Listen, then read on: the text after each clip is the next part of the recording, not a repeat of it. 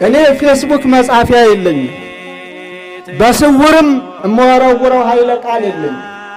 የኔ መድረኬ ቤተ ክርስቲያኔ ነች። ይድረስ ለክቡር ጠቅላይ ሚኒስትር አብይ አህመድ። ገና ሚኒስትሩ ሀገር ናት ዛሬም እያሉ ደጋግመው ሲናገር ሞገስ አለው፣ ደስ ይላል። ግን ሀገርነቷን የሚገልጠው ቃል ብቻ ሳይሆን ተግባር ነውና እነሆ ከሚያጋጭ ሥራ ያድኑን። ሰይፍ መምዘዝን ሾተል መያዝን አይደለም ያስተማረ። ይህ የሌሎቹ ድርሻ ነው። የኢትዮጵያ ኦርቶዶክሳዊ ተዋሕዶ ቤተ ክርስቲያን ሌላ ሀገር የላትም። ሀገሯ ኢትዮጵያ ብቻ ነው።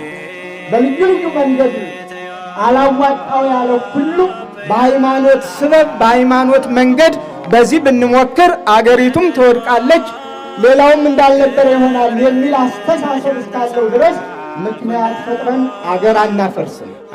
ምክንያት ፈጥረን እሳት አናቀጣጥልም። ደግሜ ነው ምክንያት ፈጥረን ንብረት አናወድምም። የትኛውም ሃይማኖት እኮ የሃይማኖቱን ስርዓት የሚፈጽመው ተከልሎ በተሰጠው ቦታ። በዚህ መንገድ የተጋጨ ክርስቲያን የተጋጨ ሙስሊም የለም። በዘመናት መንግስት መሬት ጠበበው ይሆን ይታያችሁ። እስከ ቤተ መንግስቱ ነው የጋበዙ።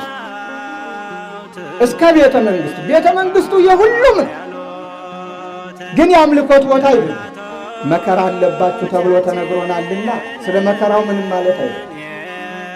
ከዚህም የባሰ ይኖራል ይመጣል። እግዚአብሔር አያምጣው። ትናንትና ነቢያችሁ ያሉትን ቃል እኔ ላስታውሳችሁ። የኢትዮጵያ ቤተ ክርስቲያን ሙስሊምን ገፍታ አታውቅም።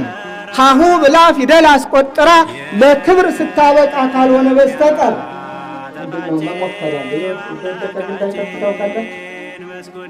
ግንድ አንድ ቦታ ላይ ከወደቀው ጫካ አካባቢ መንደርማ አካባቢ ከሆነ የድሮ መጥረቢያ ይዞ ነው የሚሄደው እያንዳንዱ ባላገር። ስለዚህ ባለፈ ባገደመ ቁጥር ያንን ግንድ ሳይመታው ያልፍ ክንዱን ይሞክርበታል። አሁን እያየ ነው ያለ ነው። ያም ተነስቶ ቤተ ክርስቲያኗን፣ ያም ተነስቶ ቤተ ክርስቲያኗን፣ ያም ተነስቶ ካህናቷን፣ ያም ተነስቶ ልጆቿን። ኢትዮጵያዊ ሰው ያን ያህል ይደባደባል? ሙቶስ ያን ያህል ይወቀራል? እንደው አንጀቱስ ይፈቅዳል? ህሊናውስ ይፈቅዳል? ሰው ሆኖ በመፈጠሩ ብቻ ክቡር ሰው። ለመሆኑ የዚህ የሰሞኑን ችግር ማን አመጣው? ምን አመጣ?